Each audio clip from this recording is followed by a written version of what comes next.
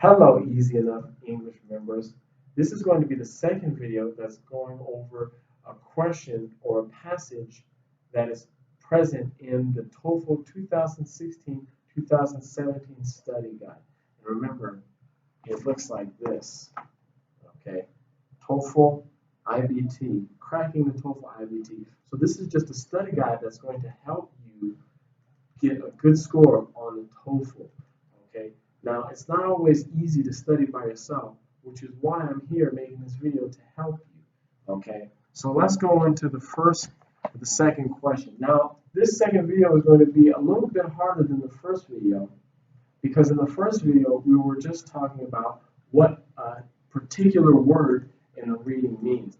Now, this question number 2, is going to ask you a question about the story or the narrative of that passage, and ask for you to give an answer to a question that and to locate that answer. So without further ado, let's read the question. According to paragraph 2, what accounts for 70% of toxic mercury pollution? First of all, let's talk about some of the words in the question.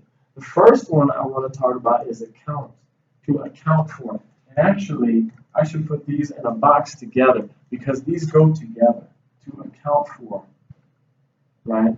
That means, what is the source? Where does it come from? So where does 70% of toxic mercury pollution come from? Where is the source? And the second word is toxic. Toxic is just another word for poison. And remember, poison is something that's bad for you. It could make you sick, or even worse, it could kill you. Okay, now let's look at some of our choices. We have A, air currents, B, vaporization, C, coal-fired plants, or D, a silvery white liquid. Now let's talk about what each one of these is.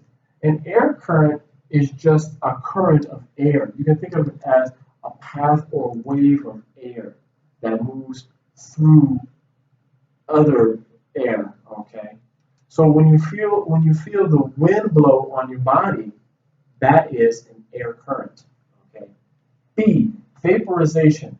What I've done here is I've drawn a pot, and this is fire, and I'm boiling water in this pot.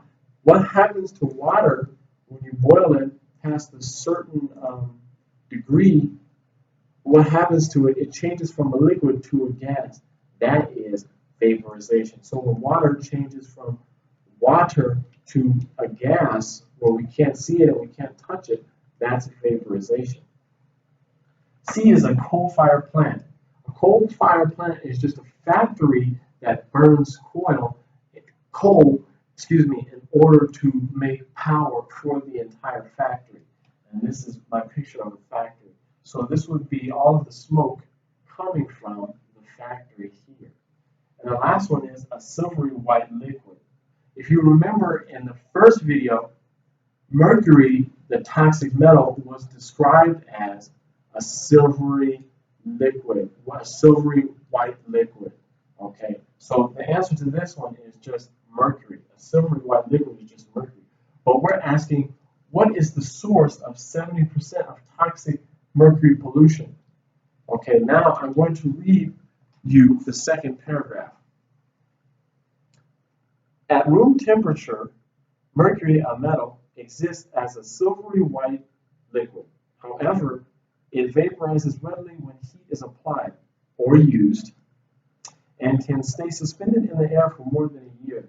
So after you heat mercury, it stays in the air as a vapor for more than a year. Scary. The largest sources of mercury pollution in the United States are coal-fired plants.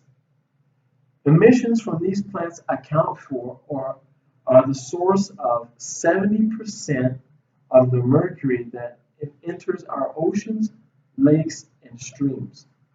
Okay, so the answer to our question is, what accounts for 70% of toxic mercury pollution? It is obviously the coal-fired plants. Okay, now that is in the second paragraph of the reading. That's the video, guys. If you liked the video, be sure to comment in the comment section. If you would like to contact me about tutoring times and fees, you can reach me at easyenouughenglish@gmail.com or message me in Facebook Messenger. Thanks, guys.